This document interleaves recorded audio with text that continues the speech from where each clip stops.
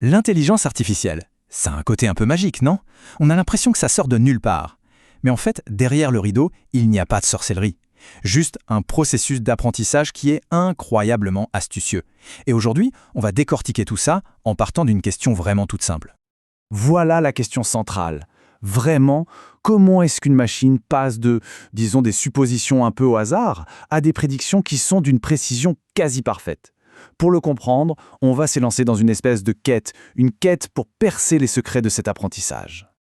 Alors, dans cette quête de l'apprentissage, il nous faut un héros. Et ce héros, eh bien, on l'appelle un modèle. Attention, ce n'est pas un chevalier en armure étincelante, non, c'est plutôt une fonction mathématique, une fonction très complexe, mais qui est prête à apprendre. Bon, un modèle paramétré, concrètement, qu'est-ce que c'est? L'idée, c'est d'imaginer un modèle d'IA un peu comme une machine immense, une sorte de tableau de bord géant avec des millions et des millions de petits potentiomètres, de petits boutons à tourner. On appelle ça des paramètres. Et tout l'enjeu de l'apprentissage, eh bien, c'est juste de trouver la combinaison parfaite de réglages pour tous ces boutons pour que la machine finisse par faire exactement ce qu'on attend d'elle. Ok, on a notre modèle, notre machine avec tous ses boutons.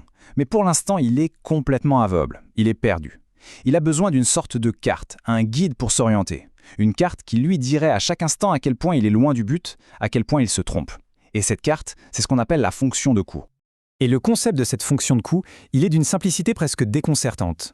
Tout ça, ça se résume à un seul chiffre, un score d'erreur. Si ce chiffre est très élevé, ça veut dire que le modèle est complètement à côté de la plaque. S'il est très bas, eh bien ça veut dire qu'il s'approche de la bonne réponse. L'objectif devient donc limpide. Il faut faire baisser ce chiffre, le rendre le plus petit possible. La question c'est comment? Et c'est là, vraiment, qu'on arrive au cœur du réacteur, au mécanisme fondamental de l'apprentissage. Pour trouver ce coût le plus bas, le modèle va utiliser une technique qui s'appelle la descente de gradient. Et pour bien la saisir, il y a une analogie, une image qui est juste parfaite. Cette image, elle est géniale, n'est-ce pas? Le modèle ne voit pas la solution finale, pas plus qu'on ne verrait le village en bas dans le brouillard. Mais, et c'est ça qui est crucial, à chaque instant, il peut sentir la pente juste sous ses pieds. Et c'est cette sensation qui va lui permettre de décider dans quelle direction faire son tout prochain pas. Et en fait, tout l'algorithme repose sur cette simple boucle. D'abord, on sent la pente, c'est-à-dire qu'on calcule le gradient qui nous indique la montée la plus forte. Ensuite, on fait un petit pas dans la direction exactement opposée, donc vers le bas, et enfin, on répète. On sent la pente, on fait un pas, on recommence, encore et encore et encore. C'est ce processus répété des milliers, voire des millions de fois qui va guider le modèle, petit pas par petit pas, vers le fond de la vallée, vers la meilleure solution. Attention, petite subtilité, mais elle est cruciale. Le chemin le plus pentu n'est pas forcément le chemin le plus rapide. Imaginez que la vallée est en fait une gorge très longue et très étroite. Si on suit bêtement la pente la plus raide, on risque de passer son temps à rebondir d'une paroi à l'autre en oscillant sans vraiment avancer efficacement vers le point le plus bas. On descend, certes, mais de manière très inefficace. Le problème, c'est que cette technique a un défaut, un énorme défaut, sa lenteur. Sur les gigantesques ensembles de données qu'on utilise aujourd'hui, cette méthode classique de descente de gradient est juste incroyablement lente. Mais heureusement, il existe une astuce, une sorte de raccourci bruyant, mais diablement efficace. Pour se rendre compte du problème, imaginez qu'on ait 1 million de photos de chats pour entraîner notre modèle. La méthode de base, qu'on appelle par lot ou batch, obligerait le modèle à regarder chacune de ces millions de photos avant de faire un seul petit pas, un seul ajustement. C'est absurde, surtout si des milliers de ces photos sont quasiment identiques. C'est un gaspillage de temps et de puissance de calcul monumental. Et c'est là qu'intervient le pragmatique, la descente de gradient stochastique, ou DGS. L'idée est géniale. Au lieu d'être un perfectionniste qui regarde tout l'ensemble de données, on va être pragmatique. On prend un seul exemple, au hasard, et hop, on fait un pas. Alors oui, le chemin va avoir l'air complètement chaotique, on le compare souvent à la démarche d'un ivrogne, ça zigzague dans tous les sens. Mais, en moyenne, cette démarche nous amène à destination beaucoup plus rapidement. Bon, en réalité, dans la pratique, on fait un compromis. On n'utilise ni toutes les données, ni une seule. On utilise ce qu'on appelle des mini-lots, c'est-à-dire un petit groupe de quelques dizaines ou centaines d'échantillons. C'est vraiment le meilleur des deux mondes. On a la vitesse du stochastique, mais avec un peu plus de stabilité. Et en plus, c'est une méthode qui est parfaitement optimisée pour le matériel moderne, comme les cartes graphiques, les GPU. Ok, on a bien avancé, on sait comment descendre la pente, mais il reste une question fondamentale, peut-être la question la plus importante, comment est-ce qu'on sait de combien tourner chacun de nos millions de petits potentiomètres?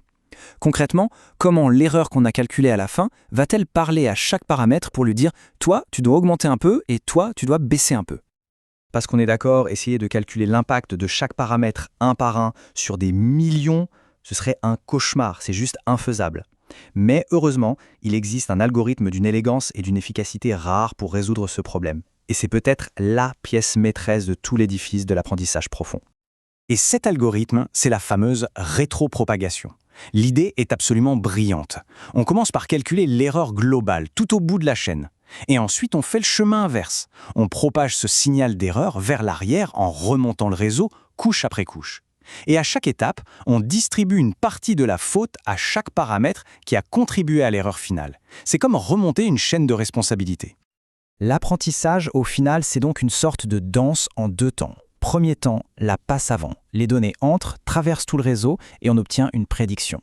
Deuxième temps, la passe arrière. L'erreur de cette prédiction repart en sens inverse. Elle remonte le courant. Et c'est ce va-et-vient constant, ce flux et ce reflux qui permet au réseau de s'ajuster et de devenir de plus en plus performant. Alors, pour les plus curieux, le secret mathématique qui rend tout ça si efficace, c'est un concept de calcul qui s'appelle la règle de dérivation en chaîne. Pas de panique, pas besoin de ressortir les cahiers de maths. L'idée est toute simple. Comme les couches d'un réseau de neurones sont empilées les unes sur les autres, comme les maillons d'une chaîne, cette règle permet de calculer l'influence de chaque maillon de manière hyper efficace sans jamais avoir à tout récalculer depuis le début. C'est ça, son super pouvoir. Et voilà, on a assemblé les grandes pièces du puzzle. On a un modèle avec des boutons à régler, une fonction de coût pour mesurer l'erreur et un algorithme, la descente de gradient avec la rétropropagation pour ajuster les boutons. Mais dans la pratique, pour que la machine apprenne bien, il y a quelques petites astuces du métier, des petits trucs à connaître. Par exemple, il faut toujours mélanger les échantillons de données. Pourquoi ? Pour éviter que le modèle apprenne l'ordre dans lequel ils arrivent, au lieu d'apprendre leur contenu. Autre chose, on normalise les entrées. C'est un peu comme si on aplanissait le terrain de la montagne pour la rendre plus facile à descendre, sans falaise trop abrupte. On utilise des petites briques de construction très simples, comme la fonction ReLU, qui marche étonnamment bien. Et bien sûr, le point de départ est super important, et on ajuste la taille des pas. Des grands pas au début et des pas de plus en plus petits quand on approche du but, pour ne pas le dépasser. Bref, c'est plein de petits détails qui, mis bout à bout, font toute la différence. Donc on le voit bien, l'apprentissage automatique, ce n'est pas de la magie. C'est un processus, une boucle finalement assez simple, mais incroyablement puissante. On fait une supposition, on mesure l'erreur, et on utilise cette erreur pour faire un tout petit pas dans la bonne direction, pour avoir juste un peu moins tort la fois d'après. C'est tout. Mais ce processus, répété des millions et des millions de fois, eh bien c'est ça qui donne des résultats qui, eux, peuvent sembler magiques. Ce qui nous amène à la question finale. Si apprendre pour une machine, c'est finalement juste un processus sophistiqué pour trouver le point le plus bas dans un paysage, alors la vraie question n'est plus tellement de savoir comment elles apprennent, mais plutôt quel nouveau paysage, quelle nouvelle montagne allons-nous leur demander d'explorer demain ? La réponse à cette question, eh bien, c'est elle qui dessinera une bonne partie de notre avenir.